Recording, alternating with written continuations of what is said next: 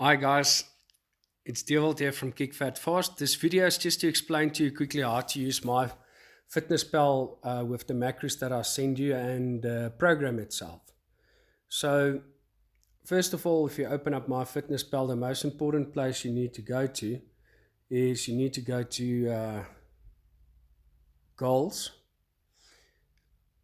And once you're here in goals, you need to go down here by nutrition goals, calories, carbs, protein, and fat goals. You need to select that.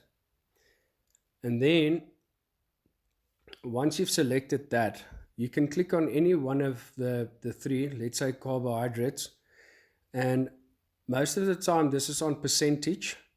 And then you just need to change it to grams. And here you will enter the macros that I have sent you. Okay, so that once you've done that, you can click on the check mark top right to say that you shop. And then also, if you're on the goals here, right at the bottom, you will see exercise calories. Track exercises without increasing your daily goals. So this needs to be switched to off. So this increase my daily calorie goal should be off, okay? Otherwise, it's going to say that you've got a lot more of your macros left for the day because you did a bit of walking, and that's not how my program works, okay?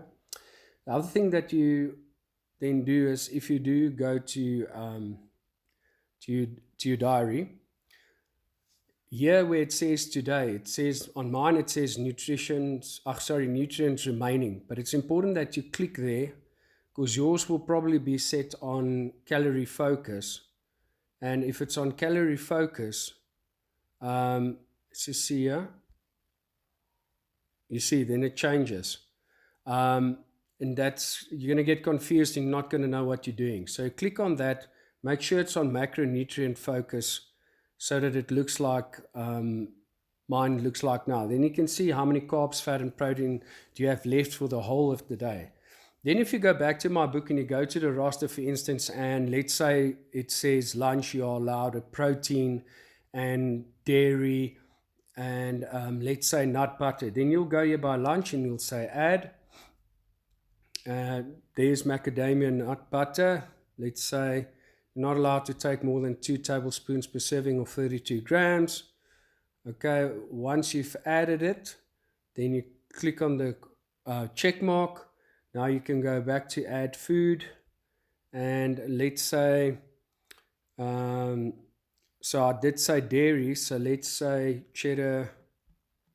You can type it in. You can type in the food, or you can scan it as well. You'll see there is a scan button and you can just scan the barcode. So let's say mature cheddar cheese and let's say 20 grams. If you need to change the serving size, you can click on the serving size and here you can click it to grams. Always use grams or milliliters and measure everything, weigh it. Okay, so 20 grams, there we go.